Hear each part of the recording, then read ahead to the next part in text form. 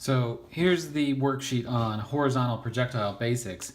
The very first thing they want you to do, this is actually above this picture on your worksheet, is to find the vertical position of the baseball at these various times. They say the kid just drops it straight down. So the equation we're going to use is the third one. I'm going to write it in terms of y information. So I'm going to write the displacement as delta y, v initial y times time, plus 1/2, and instead of acceleration, I'm going to go ahead and write it as g, and then the time squared. The initial y velocity for the baseball is 0, so that drops out. So then we get that the change in y position is 1/2 times g times t squared. So when we go to write these in here, at time 0, plug 0 in, and it'll be at 0 meters. That makes sense. At 1 second, these are the ones that we've talked about memorizing. Plug 1 in there, 1 squared is 1, times 10 is 10, half of that is 5. You can plug in 2 squared times 10 times a half will give you 20. 3 squared times 10 times a half will give you 45. I'm going to get out of alignment here, but you get it. 4 squared times 10 times a half is 80, and 5 squared times 10 times a half is 125. So 0, 1, 2, 3, 4, and 5 seconds. Now when you go to solve the table for the cannonball, the seconds will be the same, 0, 1, 2, 3, 4, and 5. And the vertical motion of the cannonball is exactly the same. It's still under just the influence of gravity. So it will also be at fallen 5 meters after 1 second, 20 after 2 seconds, 45 meters after 3 seconds, 80 after 4 seconds, and 125 after 5 seconds there. So that part's exactly the same. In fact, I'm going to go ahead on here and plot the position. They want you to do that. So each one of these is a mark of 5. So here is the ball is just fallen. That's where it is after 1 second. And after 2 seconds, the baseball is right there. After 3 seconds of falling, it's at the 45, so it's right there. After 4 seconds of falling, it's at the 80, which is right there.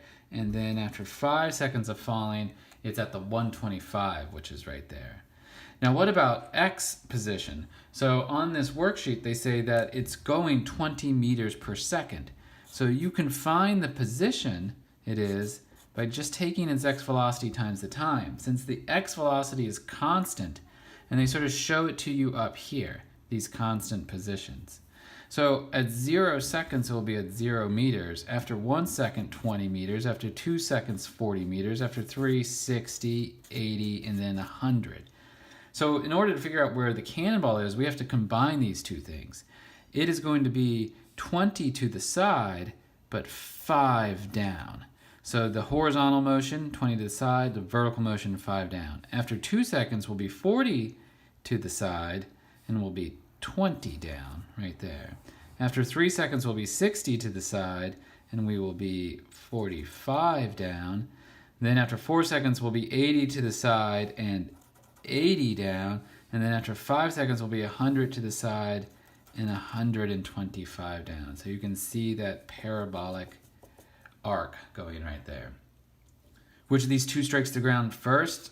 Neither, because they both have the same vertical displacement, the same initial vertical velocity, and the same vertical acceleration. They hit the ground at the same time. And describe the effects of the horizontal motion upon the vertical, there is none. The two motions are independent of each other. If you shot it faster to the side, wouldn't affect the vertical motion there. So this one is super straightforward. They just say find its x position after and y position after 5 seconds. So you can see that it is 250 meters to the side. You just read it right off of there. And it's 125 meters down. Additionally, because it's 125 meters down, we know that it's been falling for 5 seconds. And since it's gone 250 meters, you can actually find its x velocity. They didn't ask you to do this, but it's x over t. So it'd be 250 meters over 5 seconds. So it'd be 50 meters per second would be its sideways velocity there. So next up on this diagram, they ask you to fill in the different velocities here. They tell you that initially it's going 20 meters per second in the x direction and 0 meters per second in the y direction. The x is easy because the x never changes. It'll be going 20 meters per second here, 20 meters per second here, 20 meters per second to the side there, and 20 meters per second to the side there. Vertically, it's just going to keep gaining 10 meters per second of speed. So here it's 10 or negative 10 if you want to give it a direction. Here it'd be negative 20, negative 30, and negative 40. Here's a question. If it's going 20 to the side and 40 down, how could you figure out how fast it's going overall? Then they have a question on here. They say if the ball in the diagram above strikes the ground after 4 seconds, then how high was the cliff and how far from the base did it land? So we can find how high it is using the vertical question. So third equation says that the y change in position is initial y velocity times time plus 1/2 times the y acceleration, which is g, times time squared.